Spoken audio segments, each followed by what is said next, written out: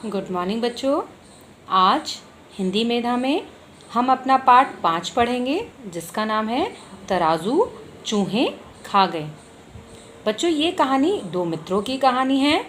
इसमें किस प्रकार एक मित्र अपने दूसरे मित्र को धोखा देता है, उसके साथ बेईमानी करता है, उसके साथ चालाकी करता है और फिर उसका मित्र उसे उसी की भाषा में जवाब देता है। यही हम इस कहानी में पढ़ेंगे, अर्थात जैसे को तैसा। जब कोई जैसा कर्म करेगा उसे उसका फल वैसा ही भोगना पड़ता है। तो चलिए पाठ शुरू करते हैं। तराजू चूहे खा गए। बच्चों, किसी नगर में धनीराम नाम का एक व्यापारी रहता था। उसके पास बहुत सारा धन था और उसके पास उसका व्यापार बहुत अच्छा चल रहा था। उसके पास अपार धन संपत्ति थी, परंतु क्या है, धीरे धीरे उसके व्यापार में उसे घाटा होने लगा। बच्चों, उसे नुकसान होने लगा।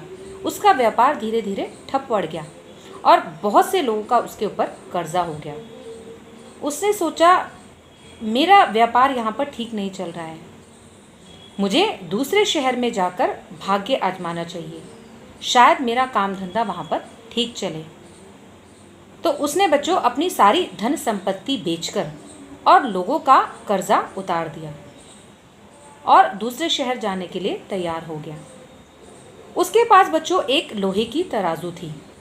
उसने सोचा शायद इसे बेचना ठीक नहीं होगा, तो उसने उसे अपने मित्र सोहनलाल के यहाँ रखवा दिया और अपने मित्र से कहा, मित्र, तुम मेरी लोहे की तराजू को अपने पास सुरक्षित रख लो।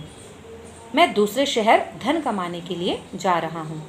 जब मैं वापस लौटूंगा तो अपनी तराजू भी तुमसे वापस ले लूँगा। तो सोहनलाल ने कहा, हाँ हाँ मित्र, क्यों नहीं, तुम्हारी ही चीज़ है, जब तुम चाहो ले सकते हो। तुम जब वापस आओगे तो तुम अपनी तराजू वापस ले लेना। ऐसा कहकर बच्चों धनीराम दूसरे शहर में व्यापार करने के लिए चला गया। अब कुछ सालों तक उसने वहाँ पर बहुत सा धन कमाया। उसका व्यापार वहाँ पर बहुत अच्छा चला। धीरे धीरे उसे अपने शहर की याद सताने लगी। अब उसने सोचा, मैंने बहुत सा धन कमा लिया है, अब मैं अपने शहर को लौट चलता हूँ। तो वह अपने शहर वापस आ गया और उसने सभी मित्रों से वह जाकर मिला। उसने सोचा, चलो अपने मित्र सोहनलाल के पास भी मिलाता हूँ और अपनी तराजू भी वापस ले आऊँगा। वह सोहनलाल के घर चला गया और उसने कहा कि कहो मित्र, कैसे हो।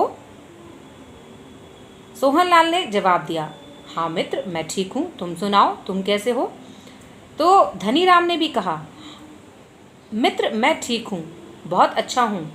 ईश्वर की कृपा से मेरा वहाँ पर बहुत अच्छा काम धंधा चला और अब मैं बहुत सा धन कमाकर अपने शहर में ही फिर से अपना व्यापार शुरू करना चाहता हूँ। तुम मेरी लोहे की तराजू मुझे वापस कर दो। अब सोहनलाल बच्चों बहुत परेशान हो गया। अपने चेहरे पर बहुत गंभीर भाव लाकर बोला, बहुत दुखी होता हुआ बोला, क्या बताऊं मित्र, मैंने तुम्हारी तराजू को सुरक्षित तहखाने में रखवा दिया था, लेकिन कुछ समय पहले अभी मैं देखता हूं कि तुम्हारी तराजू जो है वो चूहे खा गए। अब धनीराम बच्चों समझ चुका था कि मेरे मित्र सोहनलाल के मन में बेईमानी आ गई है। वह मेरी तराजू को वापस नहीं देना चाहता है। तो धनीराम ने कहा, मित्र, कोई बात नहीं, इसमें तुम्हारी क्या गलती है। तुमने तो मेरी तराजू सुरक्षित ही रखी थी, परंतु तुम कह रहे हो कि वो चूहे खा गए हैं। इसमें तुम्हारा क्या दोष, तुम्हारी क्या गलती। चलो जाने दो, तुम ऐसा करो, मैं नदी पर स्नान करने के लिए जा रहा हूँ, तुम अपने पुत्र को मेरे साथ भेज दो, क्योंकि मैं अकेला हूँ। जब मैं स्नान करूँगा तो यह मेरे कपड़ों की रखवाली कर लेगा। अब सोहनलाल ने सोचा, चलो बात इतने पर ही टल गई। मैंने अपने मित्र को अच्छा बेवकूफ़ बनाया।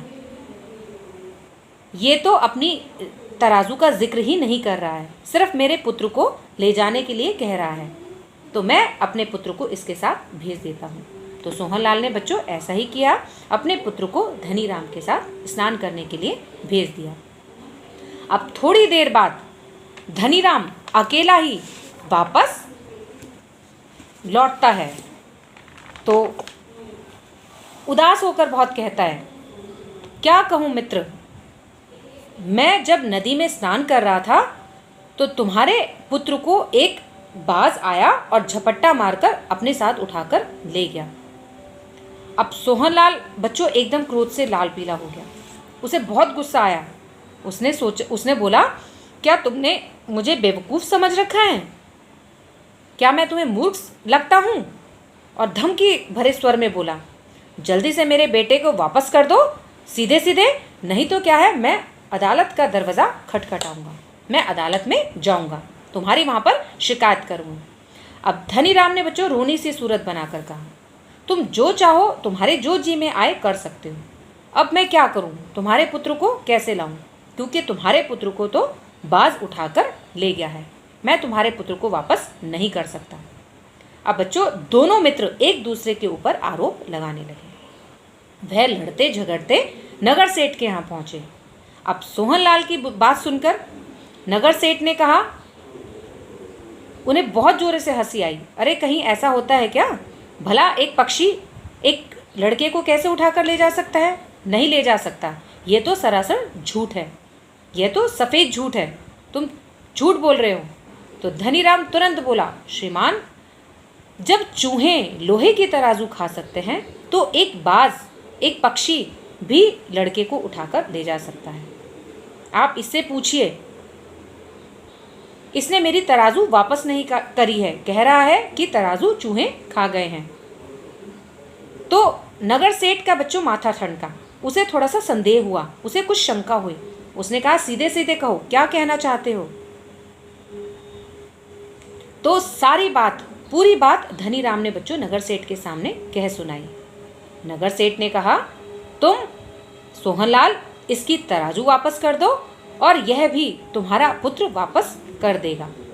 तो इस प्रकार देखा आपने बच्चों, धनीराम ने किस प्रकार चालाकी से और समझदारी से अपनी तराजू को वापस ले लिया। अर्थात धनीराम ने अपने मित्र सोहनलाल को उसी की भाषा में जवाब दिया, अर्थात जैसे को तैसा। जैसा उसने मेरे साथ किया था, अर्थात धनीराम के साथ किया था, धनीराम ने उसे उसी की भाषा में उसे जवाब दिया और अपनी तराजू को वापस पा लिया। तो इस कहानी से बच्चों हमें यही शिक्षा मिलती है कि हम जैसा कर्म करेंगे हमें वैसा ही उसका फल भोगना पड़ता है।